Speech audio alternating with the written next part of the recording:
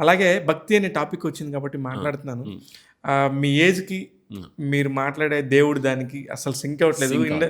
అందులోనే సినిమా ఇండస్ట్రీకి అవును. సంబంధించిన ఒక వ్యక్తి అవును. ఫస్ట్ టైమ్ అవును. ఒక సినిమా వ్యక్తి దేవుడి గురించి ఇంతసేపు మాట్లాడుతున్నాడు. 32 ఏళ్ల మధ్యలో ఒక అవును. వ్యక్తి. అదేంది చెప్పండి సార్? అసలు దేవుడి భక్తి ఎలా స్టార్ట్ అయింది? దేవుడి భక్తి అంటే ఆల్మోస్ట్ ఒక 25 ఇయర్స్ నుంచి అంటే చిన్నప్పుడు నేను తెలియకుండా ఒకసారి ఎగ్జామ్ ప్రిపేర్ అవ్వకుండా వెళ్ళాను. హ్మ్. అప్పుడు దేవుడు దండం పెట్టుకున్నాను. దేవుడా ఇది ఎలాగైనా పాస్ అయిపోవాలి ఏదో రకంగా. ఏదో సెట్టింగ్ చేసి కాపీ కొట్టి పాస్ అయిపోయా. ఆ! అప్పటి నుంచి దేవుడు బాగా హెల్ప్ చేస్తున్నాడు అని చెప్పి అప్పుడు స్టార్ట్ అవును. అప్పుడు కాపీ కొట్టింది మీరు కదా! దేవుడు ఎలా హెల్ప్ చేసినట్టు? అంటే దొరికిపోకుండా ఓకే. ఇన్విజిలేటర్ ఫ్రీగా ఇవన్నీ దేవుడే అరేంజ్ చేశాడు అని ఒక నమ్మకంతో అంటే నువ్వే అరేంజ్ చేయాలి స్వామి అని వినాయకుడు దండం పెట్టుకొని వెళ్ళా. ఆ! అప్పుడు ఎందుకో అన్నోయింగ్లీ కనెక్ట్ అయ్యా.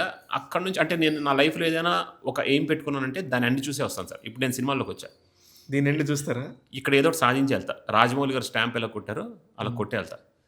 లేకపోతే వదలను. అసలు సమస్య లేదు. ఎక్స్‌ట్రీమ్ ఏదైనా ఎక్స్‌ట్రీమే ఉంటది. హ్మ్.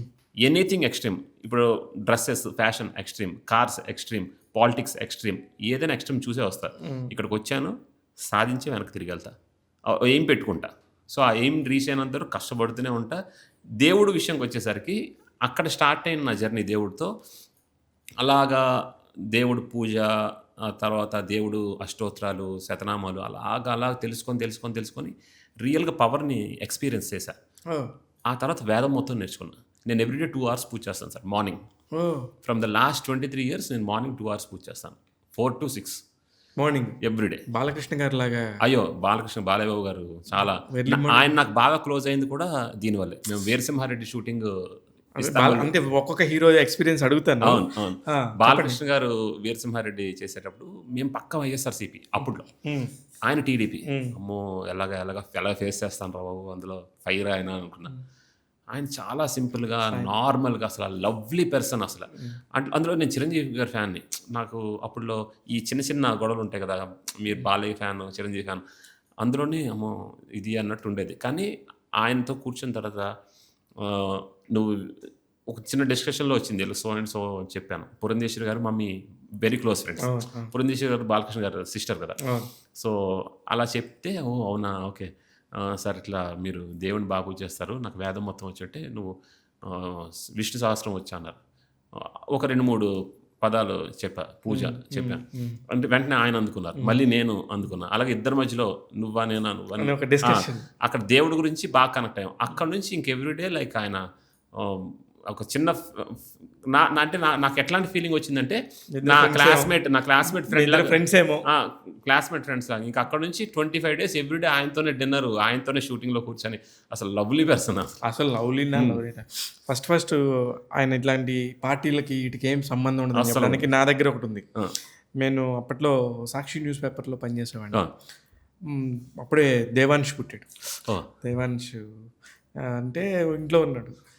సార్ మనవడితో ఫోటో తీస్తాను సార్ అంటే, ఇంతవరకు మనవడిని ఎవరు ఫోటో తీయలేదమ్మా. సరే పర్లేదని చెప్పేసి వసుంధర గారిని పిలిచి ఫోటో ఇచ్చి ఫస్ట్ ఫోటో నాకే ఇచ్చాడు. వసుంధర ఆంటీ కూడా ఆయన సూపర్ అసలు. తీసుకొని ఇచ్చి అంటే ఆయనకే అసలు ఆ పత్రిక ఈ పత్రిక ఇప్పుడు మీరు ఇందాక అవును. అది వైఎస్ఆర్‌సీపీ ఇది అన్నారు కదా! అస్సలు ఉండదు. ఆయనకి అక్కడ లోపలికి ఎంట్రీ దాకే ఒకలా ఉంటది. అంతే. వన్స్ ఎంట్రీ అయినాక ఆయన చాలా క్లోజ్ అయిపోతారు. అసలు నాకు అనిపించలేదు. నేను అదే చెప్తున్నాను కదా! నా క్లాస్‌మేట్ మా ఇంట్లో ఒక మనిషితో మాట్లాడుతున్న ఫీలింగ్ తెచ్చారు నాకు ఆయన. అసలు నెక్స్ట్ లెవెల్ వైబ్ ఆయనతో. సూపర్ పాజిటివ్‌గా ఉంటుంది. ఇంకా నేను ఒక రకంగా చిరంజీవి గారు రిజర్వ్డ్‌గా అఫీషియల్‌గా పెద్ద ఆయనలాగా ఉంటారు. బాలకృష్ణ గారు అయితే చిల్ అసలు ఫుల్ ఇంకా కుర్రోడ్లాగా ఉంటాడు. సో అక్కడ నుంచి దేవుడు నేను అట్లా చేసి ఒకరోజు బాబా నాకు షిరిడి బాబా కల్లోకి వచ్చి గుడి కట్టు అనడం. అక్కడ టెక్కల్లో సాయిబాబా గుడి కట్టాను. అది ఒక 5 crores పెట్టి అంటే నీ డబ్బులతో కట్టకు, ప్రతి ఒక్కరి దగ్గరికి వెళ్ళి డబ్బులు తీసుకొని కట్టు. అంటే నేను గుడి కట్టక ముందు వేరే క్రాంతి ఉండేవాడిని, గుడి కట్టిన తర్వాత వేరే క్రాంతిని అయ్యాను. అంటే ముందంటే ఎలా ఉండేవారు? ముందంటే ఫర్ ఎగ్జాంపుల్ ఎప్పుడైనా షాపింగ్కి వెళ్తే పర్స్లో అప్పుడులో 2000 నోట్స్ ఉండేవి. ఓన్లీ 2000 నోట్సే ఉండాలి, ఇంకే నోట్స్ ఉండకూడదు. ఫర్ ఎగ్జాంపుల్ వెళ్ళి ఏదో పిజ్జా బర్గర్ ఏదో కొన్నాను అనుకోండి, 300 రూపీస్ అయితే ఆ చేంజ్ ఇచ్చేవాడు. అవి తీసుకునేవాడిని కాదు. నా రేంజ్కి ఓన్లీ 2000 నోట్సే ఉండాలి అన్న మెయింటెనెన్స్ ఉండేది. జీవితంలో ఫస్ట్ టైం జీవితం విలువ, ఒక సామాన్యుడు ఒక కరెంట్ కనెక్షన్ కావాలంటే ఒక ఎలక్ట్రికల్ ఆఫీస్కి వెళ్ళి, అంటే ఇప్పుడు మేము ఇంట్లో కూర్చుంటే ఎంఆర్ఓలు, కలెక్టర్లు, ఎస్పీలు వచ్చి కూర్చొని సార్ నమస్తే అని సెల్యూట్లు చేసేవారు. ఒక సామాన్యుడు ఎంత కష్టపడతాడు, డబ్బు విలువ ఏంటి అని బాబా గుడి కడుతున్నప్పుడు ప్రతి ఒక్కరి దగ్గరికి వెళ్ళి రూపాయి కలెక్ట్ చేసి కట్టినప్పుడు నాకు ఆ కష్టము జీవితం తెలుసుకున్నా. 6 నెలలు బాబా గుడిలోనే కిందే పడుకున్నా. చాలా నేర్చుకున్నాను.